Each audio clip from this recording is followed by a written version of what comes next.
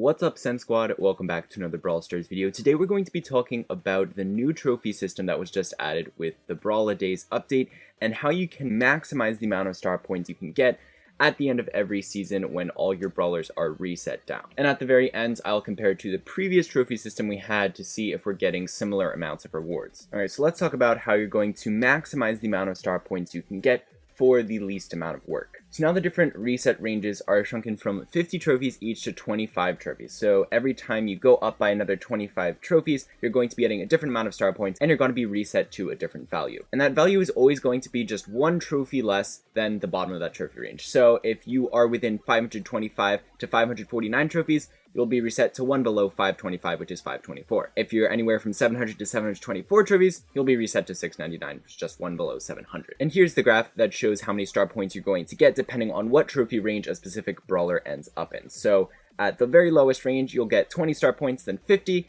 then 70, and then it just goes up by 10 for every trophy range after that. Now, most of the trophy ranges are only 25 trophies long, but once you get to 1,000 trophies and above, it starts getting a lot harder to get more star points out of it because it takes 50 trophies to get to the next reset range, and it's just really hard in general to push up at that high level. Now, obviously, you're going to get more star points if you're at a higher trophy level, but it might be a lot harder to maintain a brawler at that trophy level compared to how many star points more you're going to be getting. So that's why it's helpful to look at the star points that you're going to be getting for a brawler each season per trophy that you have to push them up each season. So with the previous trophy system, this was usually 25 because you would be reset down by 25 trophies. And so you would just divide the number of star points you get for any given range divided by those 25 trophies, and that would give you that value. But now, since for most of the ranges, the trophies that you have to push is only a single trophy, the star points per trophy is just going to be the same as the star points you get at that given trophy range. So it's going to be just the same exact graph that I showed you. But for the higher trophy ranges, where you start getting reset down more than one trophy below the bottom of the reset range, then it becomes more reasonable to look at this star points per trophy value. And here is going to be that graph. So it starts at 900. That's where you're going to be reset down by 15 trophies rather than just a single trophy. So you're going to go back down to 885 trophies. And since you get 210 star points, you can just divide those 210 star points per those 15 trophies, and you get that it's 14 star points per trophy that you're going to be getting if you keep a brawler at 900 over the course of many seasons. And then that's how you get the numbers for the rest of the trophy ranges as well. And you can see it keeps going down and down and down. And these numbers are significantly lower than the star points per trophy that you're going to be getting at all the other ranges,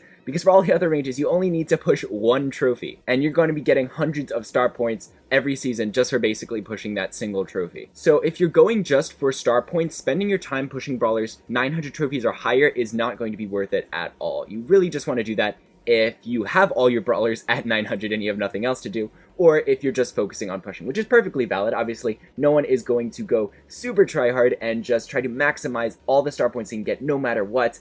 Obviously, the point of the game is to have fun, but do keep in mind that the star points that you're going to be getting per season will be significantly lower if you push brawlers past this 900 points. So we're going to shift our focus to just the 500 to 899 trophy ranges and all the ranges in between. Now, like I said, looking at the star points you get per trophy to keep a brawler at a particular trophy range isn't very helpful since you only need to push one trophy. But what we can look at is how many games you're going to need to play to push a brawler to the next trophy range. And this is actually different at each individual trophy range. Even though you only have to push one trophy, sure, if you have a 100% win rate, then it's only going to take one game to push that single trophy as long as you win. But if you lose and then you win, for lower trophy ranges, since you gain more trophies when you win than you lose, you're going to have a net gain of one trophy. But for the higher trophy ranges, where you lose more trophies than you gain, if you have one win and one loss, that's going to be a net trophy loss for you. So that's not going to give you that one trophy that you need. So on average, these higher ranges are going to require you to play more games to get that one trophy. And since you're doing it over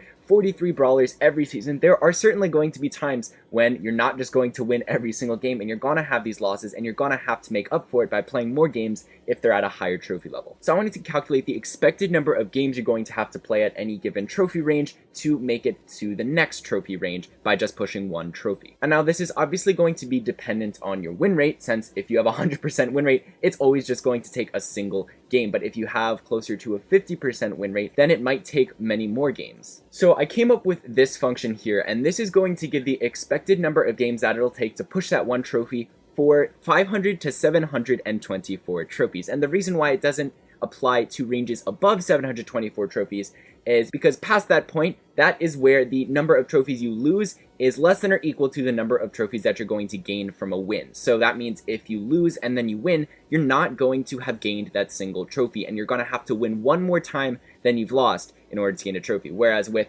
this 500 to 724 trophy range, as long as you get the same number of wins as losses, you could get 1 loss and then a win, or you could get 2 losses and then 2 wins. As long as you do that, you will have gained at least a trophy in the end. And if you want to ask how I derived this formula in the comments, I would be happy to explain it to you. But now you can slightly modify this function to take care of the rest of the ranges where you're going to need to have 1 more win than loss rather than just the same number of wins as losses. And I've put both functions on a graph together here. And now the x-axis tells you what your win rate's going to be, and the y-axis tells you how many games you can expect to play on average in order to get that 1 trophy that you're going to need. Now, I've only shown the win rates from the range 0.6 to 1, which is a 60% to 100% win rate, because that is where basically everyone is, because it's very difficult to actually get to a high trophy level without actually having a somewhat positive win rate. And the behavior of the function gets really weird outside of this interval, because it is a bit of an approximation since it's accounting for a bunch of different trophy ranges at once. So if we're just looking at this 60% to 100% win rate range, the blue function represents the higher trophy ranges, which is why across the entirety of the interval, you can see it's higher, which means it's going to take more games on average to push that 1 trophy if you're at a higher trophy level, because you're going to lose more if you do end up losing, than it will at a lower trophy level, where it doesn't really matter if you lose, because as long as you win after that, you'll be gaining more trophies. And then of course they meet at the same point when the win rate is 100%, because if your win rate is 100%, then no matter where you are, it's always going to take exactly 1 game to push yourself up 1 trophy. And so now if we just want to get a single number for the average number of games it's going to take you, then for these lower ranges, then we can just use the integral and use the average value formula to get a quick approximation for the average number of games it will take you for these lower ranges, and that comes out to 1.346 games.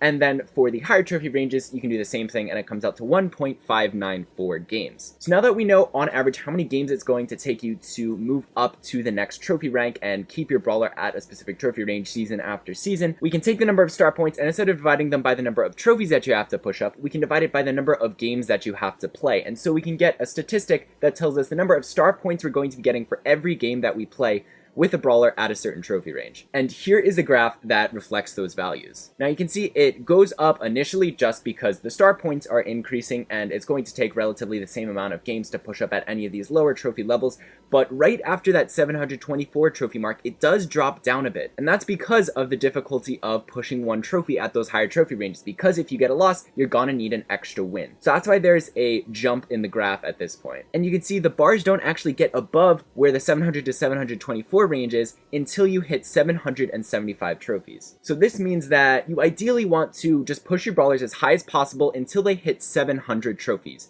And then you want to sort of leave them there unless you think you can get all the way to 775 trophies, where you'll be gaining more star points per game. Because if you end up leaving them in that 725 to 750 trophy zone, you're going to be getting fewer star points than if you had just pushed them fewer trophies. And you could have used your time better pushing a different brawler and getting star points out of that brawler instead. Now this is dependent on the win rate, like I said, and we did sort of just average and combine the win rates into one thing, which isn't entirely accurate, so I figured out what the threshold was where you would make a different decision than what I just explained to you. And it turns out that if you have a greater than 85.8% win rate, if you think you do, then all of the yellow bars will be a bit higher compared to the green bars, and so the 750 trophy range will end up actually being more star points per game than the 700 trophy range. But the 725 trophy range will still be less. So if you think you have a greater than 85.8% win rate, and if you do, you probably should be pushing higher than 750 trophies, but in that case, it is okay to leave your brawlers at 750 trophies,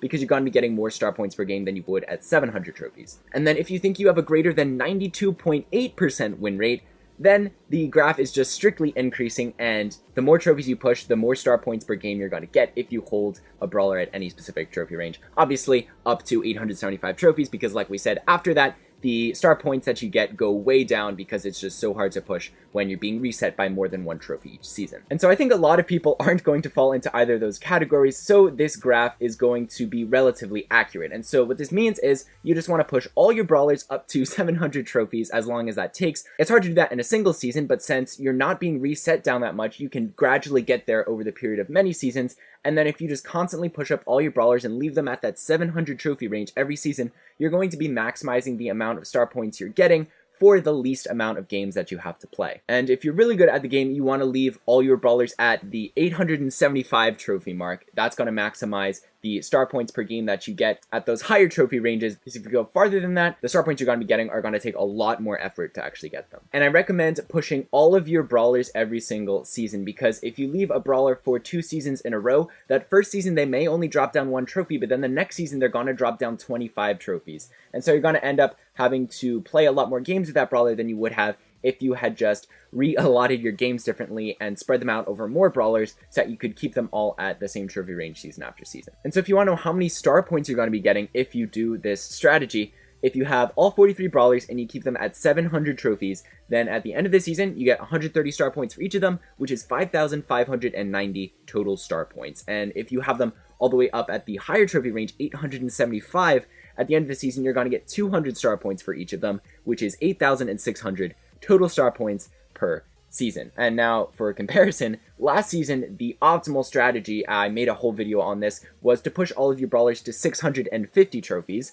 And if you were to do that for all of your brawlers, you would get 6,880 star points per season. But the thing is, that took a lot of work. You would have to push 1,075 trophies every single season to keep your brawlers at 650 and get that many star points. And so, I mean, even assuming just you have a 100% win rate, you would need to play 4 games with every single brawler to push them up 25 trophies, since you only get 8 per win. And that means you would need to play 172 games in a single 2-week season to get these 6,880 star points per season. But with the current trophy system, since you really only need to play about 1 game per brawler to keep a brawler at the same trophy level, you're essentially playing 75% fewer games with every brawler if you're trying to just keep them all at the same trophy level. And you're getting a similar amount of star points, because we have, if they're all at 700, you get 5,500. If they're all at 875, you're getting 8,600 star points. So in between there, the optimal value from last season, 6,880. So you're going to be getting somewhere close to that in a season that's twice as long. But you're going to be able to do that with 4 times fewer games. So that means overall, it's going to take 50% less effort to get the same amount of star points that you do this season